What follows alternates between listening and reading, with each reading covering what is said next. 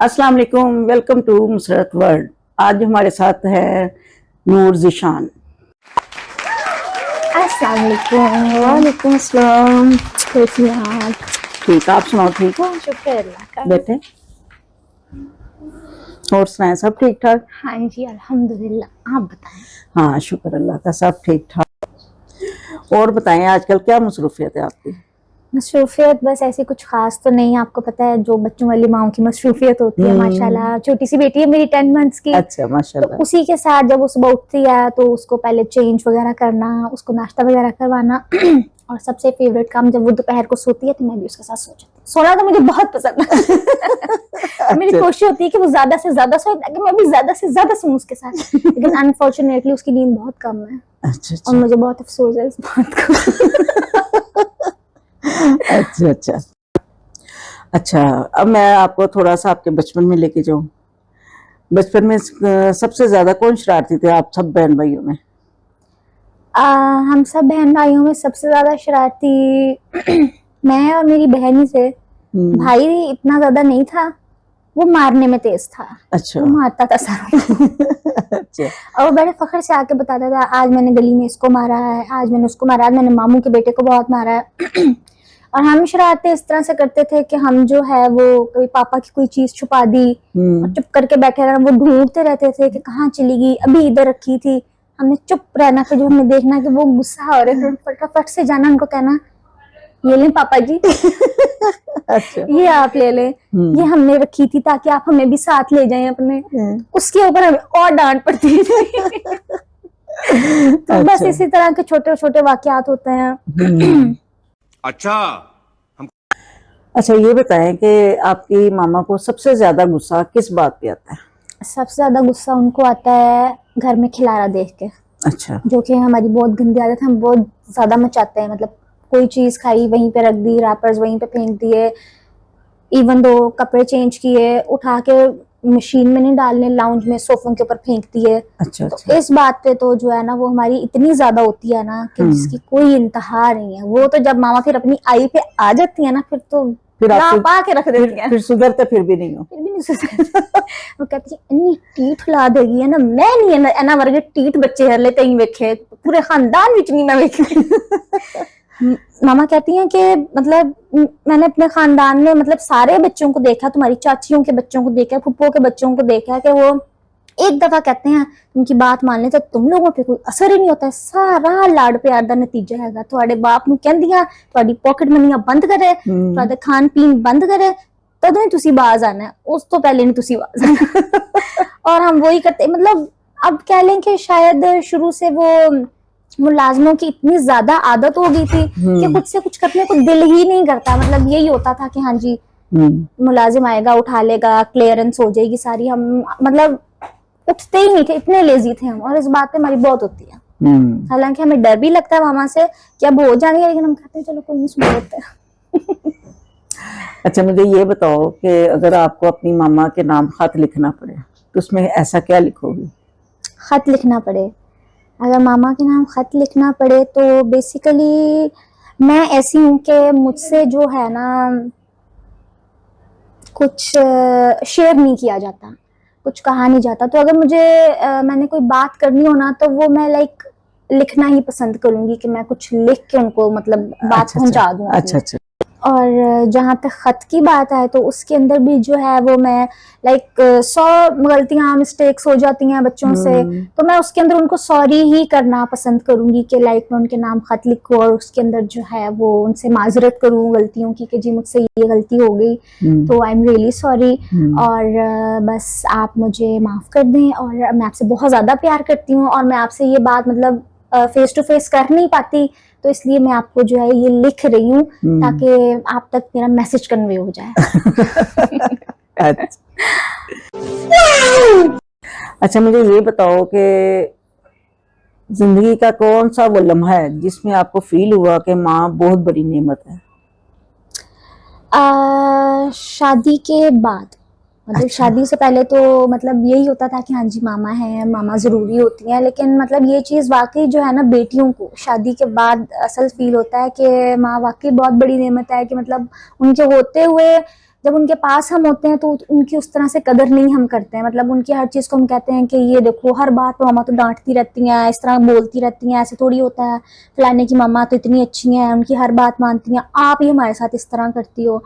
तो लेकिन जब बेटियों की शादी हो जाती है ना, तो ये चीज शादियों के बाद ही उनको असल रियलाइज होता है उनको कि माँ वाकई बहुत बड़ी नेमत है। कि मतलब जाहिर सी बात है, जब शादी के बाद बच्चियों पर जिम्मेदारी पड़ती है तो शादी से पहले माएँ जिम्मेदारियां बच्चियों पे आनी नहीं देती हैं उस तरह से। तो जब बच्चियों को खुद से जो है वो जिम्मेदारियां उनके ऊपर पड़ती हैं तो उनको फिर अपनी माँ की याद आती है, उनकी कदर होती है कि वाकई कि जब हम घर होते थे तो कभी मामा ने हमें ये चीज नहीं करने दी थी, अब आज हमें खुद करनी पड़ रही है तो उनकी मतलब याद आ रही है, उनकी कदर हो रही है कि वाकई।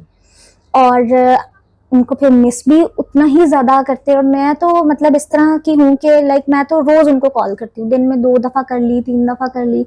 मेरी बड़ी बहन है वो लाइक जॉब करती है, तो पापा ने भी ये बात की कि आपकी माँ जो है ना वो भाई आपके साथ ही लगी रहती है। वो मूशू से भी, पापा बड़ी बहन को मूशू कहते हैं, कि वो उससे भी जो है वो नहीं, उससे 2 दिन बात कर ली, लेकिन आपसे बात किए बगैर नहीं माँ का गुजारा, आपसे तो रोज उसने बात करनी है।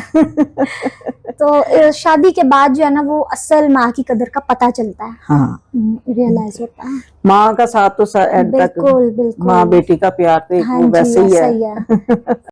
अच्छा, जैसे मुझे बताओ, आपने कहा कि शादी के बाद मैं अपनी मॉम से डिस्कस करती हूँ बातें सारी, तो फिर क्या गॉसिप वगैरह ससुराल की? हाँ, गॉसिप कह सकते हैं। मैं ज्यादा गॉसिप करती हूँ उनके साथ अपने शोहर की। अच्छा। कि कभी मतलब हो जाता है, वैसे शुक्र अल्हम्दुलिल्लाह कि कभी मेरे अपने शोहर के साथ मतलब उस तरह से नहीं हुए, क्योंकि माशाल्लाह मेरी लव मैरिज है। हाँ, तो हम दोनों माशाल्लाह एक दूसरे को बहुत अंडरस्टैंड करते हैं। लेकिन कभी होता है कि कभी आप कह सकती हैं, आप खुद एक औरत है, आप समझ सकती हैं कि कभी वैसे ही अंदर से इमोशनली लड़कियां इतनी ज्यादा हुई होती हैं कि कोई फील करने वाली बात ना भी हो तो इंसान फील कर जाता है, छोटी से छोटी बात भी फील हो जाती है। मेरी माशाल्लाह सास बहुत अच्छी हैं और मेरी नंदे बहुत ज्यादा अच्छी हैं, मतलब हम बहनों की तरह रहते हैं। जब वो आती हैं माशाल्लाह हम खूब हल्ला गुल्ला करते हैं। तो ज्यादा जो है ना वो मैं अपने शोहर की लगाती हूँ। अच्छा अच्छा, मुझे ये बताओ कि तुम्हें अगर एक दिन के लिए पाकिस्तान की मरियम नवाज बना दिया जाए, क्या करोगी? मैं क्या करूंगी? पाकिस्तान के हालात तो आप देख ही रही हैं, बहुत खराब हो गए। मुझे अगर बना दिया ना तो मैं लोगों को खुद पैसे दूंगी कि लो बेटे जाओ दूसरे मुल्कों का वीजा लगवाओ, और पाकिस्तान खाली कर दो। हाँ, खाली कर दो। खाली होगा तो यहाँ पे कोई जो है महंगाई नीचे आएगी, कोई चीजें दोबारा से ठीक होंगी। अच्छा। तो अब तो माशाल्लाह तादाद ही इतनी पाकिस्तान की हो गई है कि लोग जाने के लिए तरसते, लेकिन बेचारों को वीजा कोई नहीं देता कि गरीब लोग हैं। मैं पैसे दूंगी, लो बेटे जाओ वीजा लगवाओ, घूमो फिरो, ऐश करो।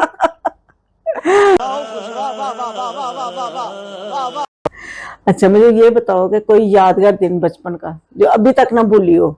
जो अभी तक ना भूली हूँ वो ये है कि जो बचपन में मार पड़ी थी। अच्छा। कि मामा ने पॉटी ट्रेन वगैरह कर दिया हुआ था सारा कुछ, तो मामा कहीं गई हुई थी। तो अब जब वो गई हुई थी तो मैंने इस चीज का फायदा उठाया, खेल रही थी मैं, अब मुझे आई हुई थी लेकिन मैं जा नहीं रही थी वॉशरूम में और अंदर ही मेरी पॉटी निकल गई। अच्छा। मामा घर आई, जब उन्हें पता चला उन्होंने मुझे दीवार के साथ लगा मेरे पेट में मुक्के मारे। हुन कर तू, हुन तू करके बखा मैनू एक दफा। इन्नी हराम दी हैगी है ना, इन्ना टाइम ला के मैं सिखाया इनू ते फिर वही करतूतां करदी पई है, हुन करके बखा तू मैनू। अच्छा, ये अभी तक याद है मुझे। अच्छा अच्छा। अच्छा, मुझे ये बताएं आप कि जैसे आपने कहा आपकी लव मैरिज है, तो आप पहली मुलाकात कहाँ हुई, कब मिले आप? मैं उनसे मिली थी अपने हस्बैंड से उनकी भाई की शादी पे। अच्छा। हाँ जी, वो मेरे पापा के फ्रेंड के बेटे की शादी थी। अच्छा। तो हम गए और उन्हीं दिनों मेरे कजन की भी शादी थी। अच्छा।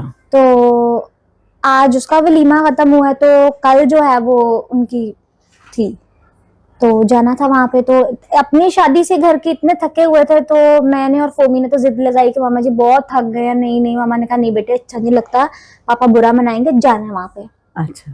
मामा ने मुझे तैयार किया कि चलो ना तुमने चलना है साथ। मैंने कहा चलो ठीक है। जब गए वहां पे तो मेरे हस्बैंड आए मिलने के लिए, बड़े अच्छे से मिले, मामा से मिले, भाई से मिले, सलाम किया सारों को। और मैं देख रही थी मुझे क्यों सलाम करना। अच्छा। मैंने बड़े गौर से उनको देखा देखा, उसके बाद मिलके वो चले गए, और जब तक वो जाते रहे ना मैं उस बंदे पे गौर करती रही। मैंने कहा ये कितना प्यारा है। अच्छा और उन्होंने ये चीज नोट की कि ये लड़की मुझे देख रही है ना, अच्छा तो खैर उस टाइम तो उन्होंने इग्नोर किया, वो अपनी मसरूफ हो गए। उसके बाद जब मैं घर आई मेरे से तो रहा ही नहीं गया। अच्छा मैंने तो फेसबुक पे रिक्वेस्ट भेज दी। अच्छा और अब उनको पता था मेरा, तो उन्होंने जो है फिर कुछ दिन के बाद एक्सेप्ट कर ली। फिर फेसबुक से हमारी जो है वो बातचीत शुरू हुई। फिर उसके बाद तब मेरे पास फोन नहीं होता था, आईपॉड होता था, तो उसके ऊपर ही फेसबुक अकाउंट बनाया हुआ था, तो उससे हमारी बातचीत शुरू हुई। फिर थोड़े टाइम बाद जब मैं कॉलेज में होगी, तो मुझे कॉलेज में फर्स्ट ईयर मुझे फोन मिला था। अच्छा तो फिर मैंने अपना व्हाट्सएप अकाउंट बनाया, फिर मैंने उनको बताया कि आपको पता है मुझे फोन मिल गया। कहते अच्छा जी, फिर अपना नंबर सेंड करें। उन्होंने नंबर सेंड किया, तो फिर व्हाट्सएप के ऊपर चैटिंग होती थी। अच्छा, फिर इसका मतलब क्या मोहब्बत का पहला कदम आपकी तरफ से? हाँ जी, ठीक सही है। ठीक हो गया। अच्छा, तो फिर जब ये हो गया, वो भी आप अंडरस्टैंड हो गए दोनों, तो फिर आप डेट पे गए? हाँ जी बिल्कुल, बड़ी दफा। वो भी आपने इनवाइट कहा कि उन्होंने कहा? नहीं, पहली डेट कैसे मतलब किया? पहली डेट हमारी हुई थी, मतलब उन्होंने कहा था, कहते कि कहीं मिल सकती हो, मतलब इजी है। तो मैंने उनसे कहा कि ठीक है। मेरे एग्जाम्स हो रहे थे, बोर्ड के एग्जाम्स हो रहे थे मेरे फर्स्ट ईयर के। तो मैंने कहा कि मैं ड्राइवर को लेट का टाइम दे दूंगी, आप जो है वो मेरा पेपर इतने बजे ख़त्म हो जाएगा, आप आ जाना, मैं आपको सेंटर का बता देती हूँ कौन सा सेंटर है। तो उन्होंने कहा ठीक है। तो जब पेपर ख़त्म हुआ, इस तरह ही मतलब छुट्टी हुई सारों के साथ, मैं भी चुप चुपी के बाहर निकल गई। तो इन्होंने मुझे बताया हुआ था कि मैं ना थोड़ा सा आगे करके गाड़ी खड़ी करूँगा और मैं इस गाड़ी पे आऊँगा। मैंने कहा ठीक है। तो मैं गई, तो खड़े हुए थे, तो मैं अंदर बैठी, तो इन्होंने सलाम किया। मैंने कहा वालेकुम सलाम। तो कैसी हैं आप? मैंने कहा जी शुक्र अल्लाह का, आप सुनाएं? हाँ जी मैं भी ठीक हूँ। तो आपके इसमें जो है अपना लेसन छोड़ के आई हूँ। मैंने कहा जी बहुत शुक्रिया, मैं भी पेपर छोड़ के आई हूँ, करके आई हूँ। तो तब मुझे याद है मेरे लिए रेड बुल लेके आए थे पहली दफा। अच्छा। तो मैंने इनको बताया था कि मुझे रेड बुल बहुत पसंद थी, मेरे लिए लेके आए थे। तो बस पहली डेट क्या, सारी डेट्स ही हमारी ऑलमोस्ट जो है वो गाड़ी के अंदर ही थी। मतलब हम इस तरह ही बस घूमते घुमाते थे, और ये कुछ ले आते थे आते हुए खाने पीने के लिए, वो थोड़ा बहुत मंचिंग करते थे, बातें शातें करते थे। तो घूम घुमा के फिर ये मुझे मेरे कॉलेज छोड़ देते थे और खुद अपनी यूनिवर्सिटी चले जाते थे। अच्छा अच्छा अच्छा, जैसे आप बता रहे हैं कि आप गाड़ी के अंदर ही मिलते थे, तो आप गाड़ी से बाहर नहीं निकलते थे? डेटर तो जाते हैं, सिनेमा जाते हैं, मॉल में जाते हैं, आप क्यों गाड़ी में रहते थे? क्योंकि हमें डर ही बहुत लगता था कि कोई देख ना ले। और स्पेशली जो मेरे हस्बैंड है माशाल्लाह से, उनको तो मेरे से डबल डर लगता था ना। अच्छा। मैं तो फिर कभी कह देती थी कि चलो कहीं चले जाते हैं, वो कहते नहीं तो बात है, किसी ने देख लिया तो फिर हर वक्त जो है, कभी अंकल कहीं पहुंचे होते हैं, कभी कहीं पहुंचे होते हैं। मेरे फादर पुलिस के अंदर होते थे। अच्छा। तो बस उनको इस चीज का ही होता था कि वो हर वक्त कहीं ना कहीं जो है वो ऑफिस वालों के साथ, पुलिस वालों के साथ कहीं ना कहीं होते हैं, तो कहीं पे भी जो है वो छापा पड़ जाए ना हमारे ऊपर। तो उनको यही होता था कि हम कहीं भी जाएंगे तो हमने पकड़े जाना है। अच्छा। तो बेसिकली हम लोगों को डर बहुत लगता था, इसलिए हम छुप के बिल में बैठे रहते थे। अच्छा, मुझे ये बताओ कि शादी से पहले की डेट में और शादी के बाद की डेट में क्या डिफरेंस है फील हुआ? शादी के बाद और शादी से पहले, शादी के बाद जो है तरक्की होगी माशाल्लाह। शादी से पहले हम निकलते नहीं थे गाड़ी से, और शादी के बाद जो है वो माशाल्लाह घूमते हैं, फिरते हैं, सिनेमा जाते हैं, होटलिंग करते हैं। तो माशाल्लाह बहुत ज्यादा अच्छी डेट्स हो गई हैं। सही। अच्छा, ये बताओ कि कोई ऐसी गलती जिसपे बचपन की कोई ऐसी गलती जिसपे आज भी आपको बहुत हंसी आती हो कि हमने ये किया, और इस तरह समटाइम होता है ना, बाद में बड़े हो तो फिर वो बड़ी हंसी आती जी जी बिल्कुल। और वो वाकया कुछ इस तरह से था कि मेरी जो दादो थी, अल्लाह उन्हें जन्नत नसीब करे, तो वो ना उनकी एक छोटी सी उनकी कैबिनेट होती थी, डोली टाइप सी उसको वो कहती थी। तो उसके अंदर ना वो अक्सर अपनी खाने की चीजें रखती थी। एक दिन क्या हुआ, मुझे दोपहर के टाइम बड़ी भूख लगी और मामा बाजार गई हुई थी, और मेरी बहन जो है वो अपनी फ्रेंड्स की तरफ गई हुई थी। अब मैं अकेली थी, मुझे समझ नहीं आया, मेरे पास पैसे भी नहीं थे। तो मेरे माइंड में मैंने कहा दादू इस टाइम सो रही होंगी और कोई भी नहीं है, भूख लग रही है, डोली में जाकर देखती कुछ होगा। अच्छा। मैं बड़े मजे से गई, उस कमरे के अंदर अंधेरा था, मैंने ये भी नहीं कहा कि चलो लाइट ऑन कर लेती हूँ। मैंने डोली खोली, इस तरह अंदर हाथ डाला, किसी शॉपर के अंदर मेरा हाथ गया। मैंने उठा के मुंह में डाल के भागी बाहर। अच्छा। मुझे लगा यार नीमको वगैरह कुछ बाहर गई तो वो सर्फ था। अच्छा, तो उसके ऊपर मुझे आज तक होता है कि हंसी आती। हंसी आती है कि ये मैंने क्या हरकत की थी कि दादों को नहीं बताया। दादों को पूछती कोई अच्छी चीज मिल जाती, हाँ। चुप चुपीते माँ बन के चली गई कि मैं खुद ही ले लेती। और मुंह में सर्फ था, बुलियां कर करके रह गई, वो बुलबुले बनने नहीं हट रहे थे। दीदी अच्छा नूर, आपसे मिलके बहुत अच्छा लगा। जी मुझे भी आपसे मिलकर बहुत अच्छा लगा। Thank you very much.